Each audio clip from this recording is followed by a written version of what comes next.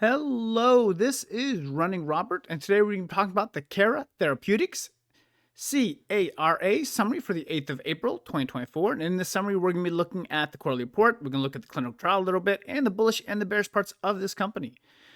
So I generally do small cap pharma, I do games, I do a little bit of everything. So if you like what I'm doing, hey, please like and subscribe. It helps out a lot, and thank you.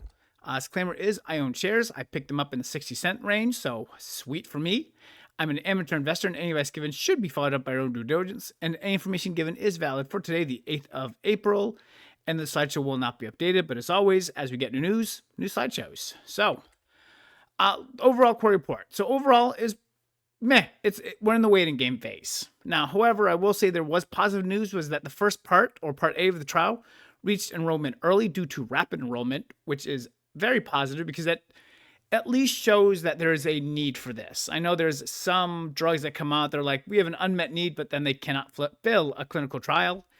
This is the complete opposite, so we definitely know there is a need. That is one of the bigger steps to take care of course, but that's very helpful. So overall, the company has stated that it has cash into 2026, which is positive since the first phase 3 trial will be completed in 2025. So we could go over a lot of the more specific cash pieces, but they did their major overhaul in January, so we really won't see that until probably the next quarterly report. So the yearly report just really is not going to give us any real insight to it. So the clinical trial. This is obviously going to be the main focus of this summary. I will have this link in the description below, so if you want to click on it, you can actually look at the trial.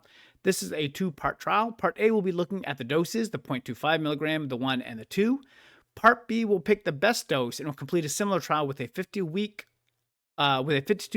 open label extension added to it. So the Part A trial will not be powered for statistical significance. However, we will still gain a lot of information from this trial. And then they have two phase 3s, this one of them that will end in 2025 and 2026.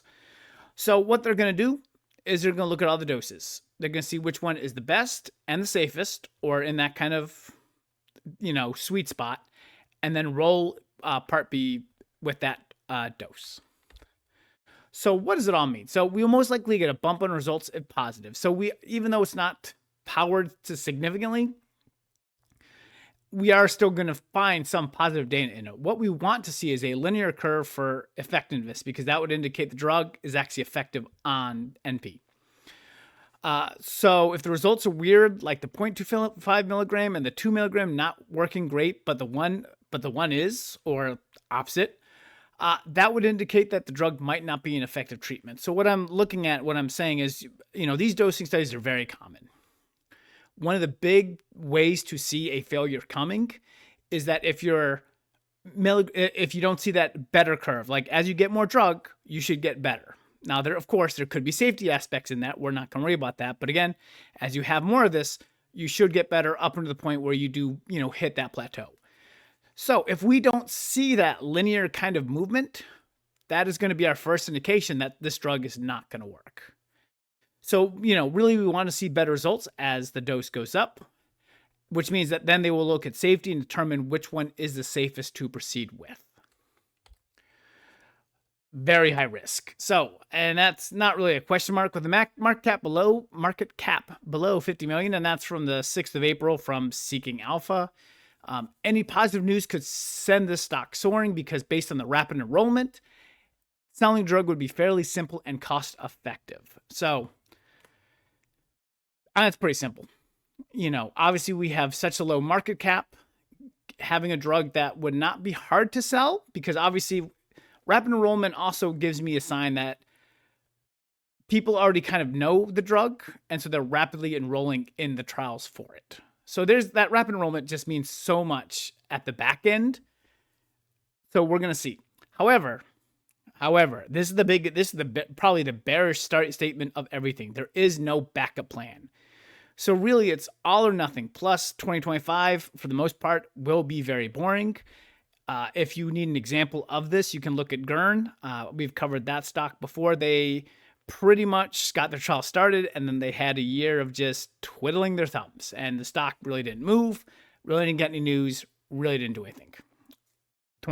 This year, a lot different.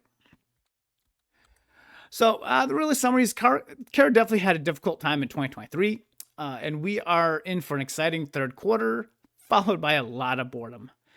The best bet would be ride this until the data and sell on dilution and rebuy and hold. So I know I said a lot there. Really, if you believe the data is going to be positive, what's going to happen is that they will present the data in the third quarter. We will get a bump.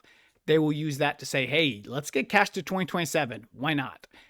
I would. Any of us would. And, we would sell before the dilution.